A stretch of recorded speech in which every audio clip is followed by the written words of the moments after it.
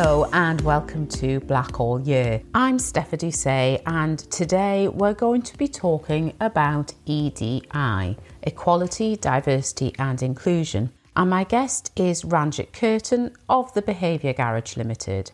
Ranjit specialises in behaviour safety, eliminating bullying, harassment and racism and discrimination from the workplace, and is on a mission to eradicate all forms of psychological harm by behaviour at work.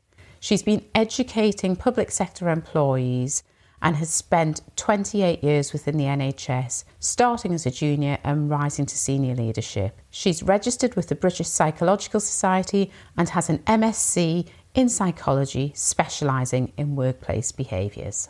Hi Ranjit, I can't believe it is over 2 years since we last sat talking to each other. Welcome back to Black All Year. Thank you. Thank you for having me back, Steph. Yes, 2 years. It has flew by. And you were my first ever guest on Black All Year, talking about inclusion with humanity. Talk to us a little bit about what's happened over the last 25, 26 months. It was a pleasure to be one of your first guests. And ironically, Steph, you were one of the first people, as you know yourself, to help me make some certain decisions in life. And you were the first person to invite me in to something like that under the umbrella of brand behaviour. So the Behaviour Garage Limited is what I'd started at the time. We're going into year 3. We're just starting year 3 in business. And the two focuses for me have been helping us understand harm by behaviour, bullying and harassment, and helping us embed, I suppose, just as importantly, inclusion with humanity. I suppose a spin on the equality, diversity and inclusion agenda. So I've been rolling this programme out across healthcare providers and the police service over the last 2 years. Yeah, and it's been lovely to see your journey and popping up on LinkedIn and, seeing how much you've been out there and delivering your workshops. And really, I know you'll have been really making people think and giving voice to people as well, which is really important. So it's been fantastic for me to kind of sit and look at you and say, wow, look at what you're doing and the impact that you're making. So thank you for the work that you're doing. You look like you're thriving. Oh, I feel good in life now. I think I had a 30-year career in the NHS, 28 years, 2 years working self-employed. But now when I look back at those 28 years, for one reason or another, they weren't very enjoyable. If I look back, I'm not filled with thriving memories of fabulous teams and people, even though I did work with some fabulous teams and people. I've worked with hundreds of awesome people. But as I talk about a lot in my work now, you could work in a team of 30 good people, but it'll just take that one person who's a racist, a discriminator, who's a bully or a bit toxic as a leader, that'll destroy your sanity. It doesn't matter about the 30 good people. Your brain will focus on the one person that's causing you this harm. And I think you, Steph, know more than anybody as my coach at the time. I was at rock bottom and really prepared to just, do you know what? I think unemployment would be better than feeling the way I felt towards the end. 2 years later, I truly now understand what psychological safety is and how much it can help humans thrive in what they're doing. Because I am now in a psychologically safe environment. If most of my customers have been fabulous, but if anybody is rude or abrupt, I don't work with them now. I'm not willing to be harmed by people now. And actually being self-employed and having the strength to go, not willing to work with you is such a great place to be, because so often I think people who are self-employed feel they have to take everything that's offered to them. So for you to be able to say no, and quite rightly too, because if not, you'd be a bit of a hypocrite, wouldn't you, if you were putting yourself in that kind of damaging position when you're trying to support people to create a much better working environment. I think that's brilliant. I was just going to touch on, I think you're right. As self-employed, you have to take the work you've got because it's a very uncertain world. You could have a busy few months and then a lull for a few months. And I think the reason I reject that type of tone or toxicity now is because it's almost like a PTSD. I've been there. I'm not going to be harmed by it anymore. But also about being complicit to things. When I was in the NHS, if I wasn't, as we talked about, if you weren't action and helping and supporting and trying to put people's problems right, which often in that bureaucracy you can't, I felt complicit in that harm. Whereas now I feel like I'm in a step forward to help reduce bullying, harassment, racism, and discrimination. And raising that awareness with people has been profound. So it's worth the uncertainty and the insecurities that self-employment bring, because I think the positives do outweigh it. When we've had that first session, you talked about inclusion with humanity. Is that kind of still your message to people, or how's that changed over the last couple of years? When I delivered it virtually with your Black All Year event, I would say it was very in its early raw days, the message I was trying to package together. The purpose of inclusion with humanity and cultivating cultural architecture is my way of introducing public sector organisations, in particular who I work with, police, fire and ambulance and the NHS, is to say, is it about time now that we moved away from the EDI title, not the work that goes behind it, because we need that, we know that, but the equality, diversity and inclusion title that I know of, 30 years and counting, I've heard that. 30 years and counting, I've seen on job application forms that will say what I think into 21st century Britain is patronising. We welcome you if you are from our underrepresented groups, if you are BAME or if you have a disability. To me, 30 years later, there's nobody in the NHS that has thought about rewording that. And clearly it's not working if 30 years later we're still the underrepresented group. There's also an element, I think, and it's evident from people who I've chatted to, from research that I've looked at, that there is an element of EDI fatigue. People now will roll their eyes, avoid the subject, won't attend the training. You get a bit of a lull as soon as you mention it. And if we are getting a lull and we're getting rolling eyes and poor attendance on anything titled equality, diversity and inclusion, well, science would tell us that we're not going to solve the problem. So the new revised Cultivating Cultural Architecture is about exactly that, cultivating architecture in your organisation. We talk a lot about culture, bad cultures, toxic cultures.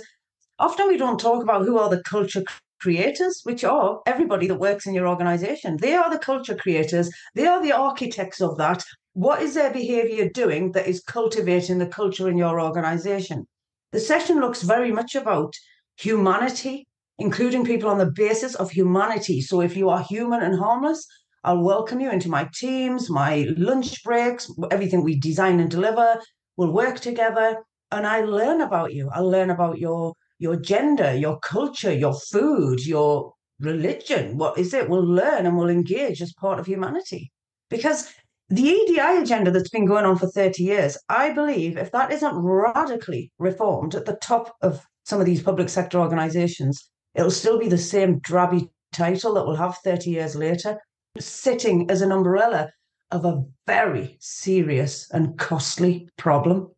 Yeah, and do you think as well? I mean, it's the title, but it's not just the same title.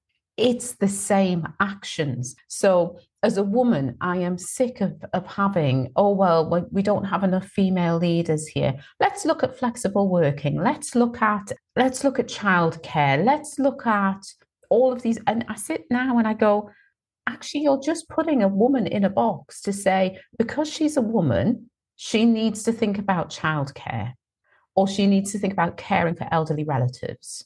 You're not saying what does each individual person need to help them to thrive. It's always frustrated me because as a Black person, there are certain preconceptions about what I will do, how I will sound, how I will look, what I will watch, what I will listen to, because that's what you do. So then when you're saying, well, we need to make things more welcoming to Black people, we want to attract more Black people into the organisation, they either do nothing and just put a useless statement on an advert, or they go down those stereotype roles instead of going, you know what, Steph, we'd like more people that are like you. And that's not just about your ethnicity, that's about who you are as a person. And what can we learn about you that will mean we can attract more people in? And that's really at the heart of it, isn't it? Yeah. It's about understanding those people and engaging with them and making them feel comfortable to be as much of themselves as they want to be at work. And you're right. And the worry I have with this is you see it a lot where I think we don't employ or recruit people. And again, just focusing on public sector organisations, we don't often employ on merit. Sometimes the bigger arm's length bodies organisations will give us targets to achieve, and they'll say, by the end of the year, we need to see better diversity on your board of directors, for example. And then that becomes the focus of, right, we now need to employ somebody who ticks this box.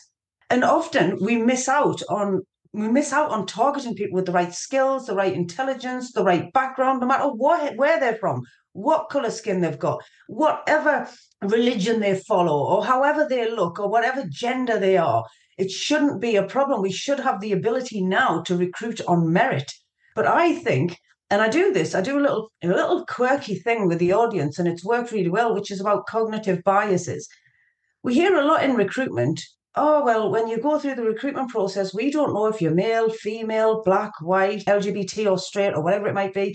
We don't know that because the applications are anonymous. But neuroscience tells us that if we've got a cognitive prototype that says a CEO for the NHS should be a white, male, straight, and I turn up for the interview, it doesn't matter whether they knew my name before I got there or not. So it's a lot about understanding the sciences of the unconscious and helping our teams and leaders that I work with, disrupting that unconscious mind. Because I do the test with pilots, actually. I ask the audience to visualize a pilot, and then I show a picture of a stereotypical pilot. And 90% of the audience will say, yeah, that's what I visualized. And the worry there is, if they were recruiting for a pilot, and I turn up, or you turn up, Steph, we're not going to get the job. It doesn't matter how much we incognito application forms.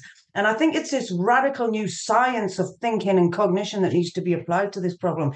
Otherwise, we will keep discriminating against people, because if it's not a target, you'll find people will recruit people who look like themselves, or that, like you say, they'll stereotype you thinking you'll do a particular job because you might want to be a mother or you might be a childbearing age. And it's so discriminative. And I loved what you said on LinkedIn the other day. Somebody was talking about bereavement.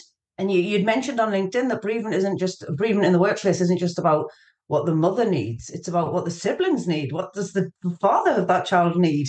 But often we've got stereotype typical programming. And I do think, again, and I talk about this on my training session, it's tribal mindsets. If every one of us, whichever culture, your background you're from, you'll have a fixed tribal mindset. And it's applying neuroplasticity to rewire that tribal thinking to 21st century diverse Britain, just like we have with mobile phones, just like we have with the World Wide Web. Yeah. And I think it's interesting what you said there about, you're right. People get, oh, well, you need to diversify your board or your team or whatever. And people then go out and they recruit for people. And I've kind of been in that situation. Now, I think what you tend then to find is you do quite often get people who should have been given an opportunity, but that didn't get that opportunity because there was we've gone out to lots of people and we've said that we welcome applications from, but then somebody walks through the door and they look exactly like you think that a board member should look and they get the job over the person that doesn't. So all of that. But what then happens is that there's a kind of, instead of thinking we want to make this organisation or this board more attractive to people who come from different backgrounds, they go, let's just go and bring a person from a different background and put them in this toxic pot because we're not going to do anything because actually we're okay. There's nothing wrong with the way we are. Yeah. And then you get one or two people put into that environment when actually that is not a good environment for them to be, but they've been honoured with the right to be in that environment. And it's just a recipe for disaster, really.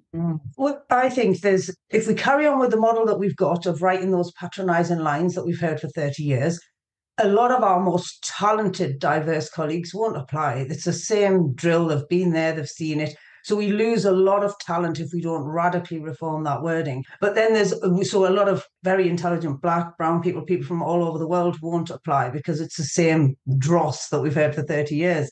But the other thing is they'll say you need a more diverse team or board.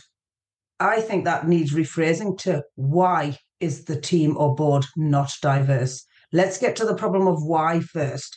Because if we then, a team's looking for an assistant director, and I applied for that job, but they know that they need to get their numbers up because they haven't got any people of colour in that position. with us having the right qualifications and quite a background, there's a chance if I did perform well, I might get that job. But if it was on the basis of meritocracy and what I've got, brilliant. But if it's just to tick the box that NHS England or whoever the arm's length body is has said you need to achieve, that's not conscious inclusion. As soon as I enter that environment, I'll be attacked, almost like our immune system attacking a virus. Without meaningful conscious inclusion, we will just throw people under the bus. And currently, we know the bill of bullying, harassment, racism, and discrimination in the NHS particular sits at £2.2 billion a year. We are doing something seriously wrong. Cost of tribunals, turnover, sickness, all of the investigations. So is it time now that we started rewiring tribal brains, getting to the reason of why this is a problem rather than forcing it down as a target? Because we will be thrown under the bus. I've been thrown under that bus. I think we both have in our time. And I think that thing of, I love what you said there about, instead of saying, how can we get more diversity, that idea of why do we not have more diversity is really important, because it might be something as simple as, actually, you're working in an area that is not particularly well known to people from different cultures, or it's something so... One of the theories that we had in the ambulance service was that actually it was seen as a pseudo, it was linked with the police, and actually that might put people off, or that people were just seen as drivers.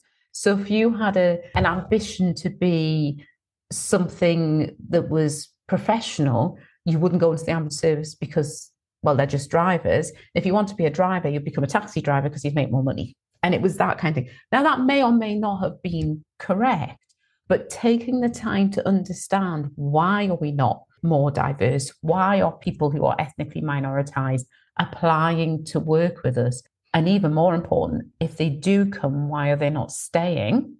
That's a really interesting way of looking at it. And it sounds sensible.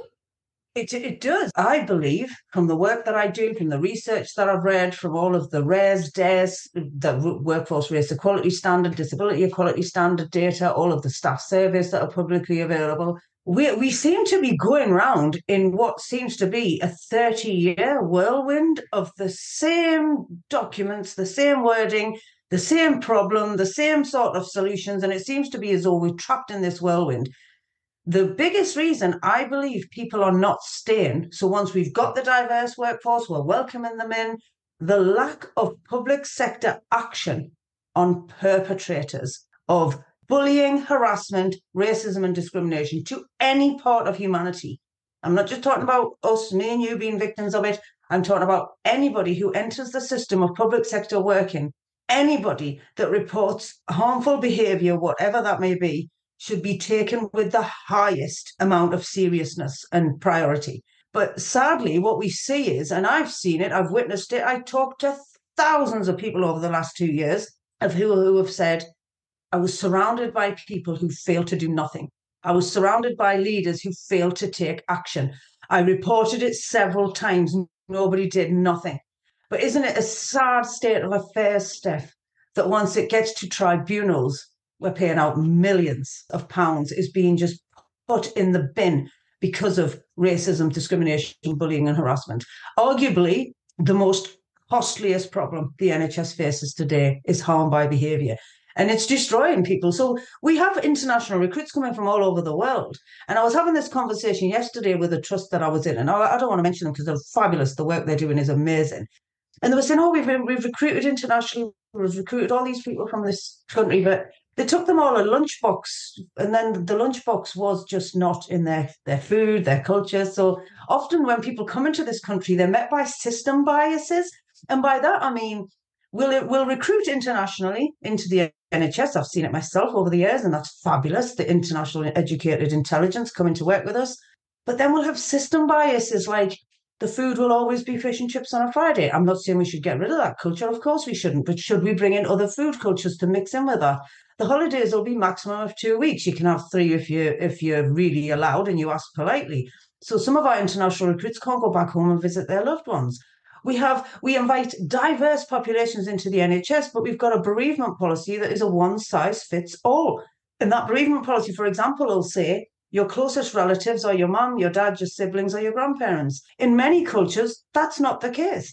And you'll have a standard 5-day bereavement period for everybody. In many cultures, they have funerals within 24 hours, or they'll have spiritual prayers that go on for weeks. But we fail to accommodate or adjust systems. Therefore, we create biases. So we hinder that sense of belonging. And it's not that much work to do, really, to resolve this. Yeah, I hope that's making sense what I'm trying to get out there. It does, yeah. And I think it's that. So if we take things at Christmas, Christmas is a really good example. So Christmas, we do all of that big build up to Christmas. And, I always have this discussion with people. It's like, if you're Hindu, you still enjoy the celebration of Christmas. You don't go, that's not for me. People still celebrate, even though it's not their faith. But actually, somebody may be happy to work Christmas Day because it's not their faith. But what they would expect to have is Diwali off, for example. And having that kind of conversation with somebody to say, what are the key dates that you would say are your key dates when you want to be off for your faith, if you're faith-based? And how can we make that happen? And how can we compromise on that? But what we get is, I think people suddenly become quite polarized. So it's people get Christmas Day off. If you're not in a clinical environment, you're not a 24/7 environment, you get Christmas Day off, you get Boxing Day off. Because you have those days off, you can't have Eid off. Yeah. Well, you've had your religious days, even though they're not my religious days. So because I know that's coming, I then get myself all wound up about Ramadan and Eid and how I'm going to ask for that time off, when I should just be able to say, you know what, I know I'm office-based, but I'd rather work Boxing Day if you don't mind. I'll do some work on Boxing Day and then I'll bank that bank holiday and I'll take it off for Eid. Is that all right with you? And we should be able to have those conversations. It is that what's important to you. At the hospital, I talk about the fact that with patients, we say, what's important to you? Who do you love? What do you believe? What food do you like? What music do you like? What TV? What do you like to do? And then because it's important to the patient, it becomes important to us. And we do our best to meet that need, and that we should do that for all of our colleagues as well. If we take that kind of view of what's important to you, if it's important to you, it's important to me, and we'll find a way to make it happen. To me, if everybody did that, the world would be a wonderful place. It would. And actually, I am quite proud to say, I went into one trust in the Midlands, and some of the work this organisation was doing was absolutely incredible. They were really going all out to look at who do we invite into our country internationally and how do we meet their needs. And what I say, so if there was anybody listening to this who had the power to do something, what I would say is if we look at it as a project management approach, so you've got somebody managing this project, and the project is we're going to cultivate cultural architecture across the organisation. And it can be done quite quickly with a project group, comms, catering, all the key players in a board of director for approval of things, just the key players, organisational development, the apprenticeship service, clinical leads, matrons, get a few people together who can make a difference. Definitely comms, catering, the key areas. And then work together on having a list of the countries you've invited to your organisation and what does the organisation do to adapt that. So what is catering going to do for the menus? What is comms going to do for having their agenda and dates? And I do see this happening now. Also, perhaps having cultural dress days. We do it a lot now, don't we? We have LGBT celebration days and we have cultural days, which is the way forward, isn't it? People say, oh, well, we shouldn't be doing this. We're here to work. Well, yeah, like you just said, Steph, Christmas is a big thing. I don't celebrate Christmas as a culture. I never have, but I do love the celebrations. I still wear a Christmas jumper. I'll put a tree up. But if I was to want 2 weeks off for, say, Diwali, as you mentioned, it would be a bit like it's not a big deal. But actually, Diwali for us is a festival of light. It's a festival of new beginnings. It's a time where we harvest our metaphorical crops and reseed the future. It's quite a big time for Sikhs. It's a huge thing. Yeah. But yeah, I think there's not much work. I don't think the project to resolve this problem is as big as all of these documents and paperwork and survey is pushing forward to us. I think the solution is quite simple. I think, and the solution lies with the architects of your culture, which is everybody who works in the organisation. And I talk about this a lot, just like we do health and safety. We do have to start considering what other cultures do people have? What do they need? We can't just bring them here and say, right, I don't care where in the world you've come from, this is a white, straight, able-bodied environment, and you have to fit into that. Because that has been a practice that has gone on for many, many, many decades, that if you are white, straight, able-bodied, you will fit into this environment. If you are anything out of that remit, then, oh my God, you're a problem. We need to put in all of it. No, I think diversity among humanity is business as usual now in 2024. It's not going to change in our lifetime. Let's rethink the whole agenda. Let's put the whole wording and commercial that hasn't worked in the past in the bin, and let's start looking at this very serious problem with new neuroscience, behavioral science, new terminology, and disrupt unconscious bias, or conscious in many cases. Fantastic, Ranjit. I think that's just a great place to finish. So thank you so much again for being a guest. I'm going to just continue to watch you growing and thriving and smile to myself every time I see you post. And we'll have to catch up and have a cuppa at some point. Thank you. We will, Steph. And likewise, I love everything you do. And we do support each other in business. It's been an absolute privilege doing this. So thank you for having me back. Take care. I hope you've enjoyed that episode of Black All Year. It would be great if you could subscribe and review, because not only will it make sure that you get the content, but it'll help other people to find it too. Take care.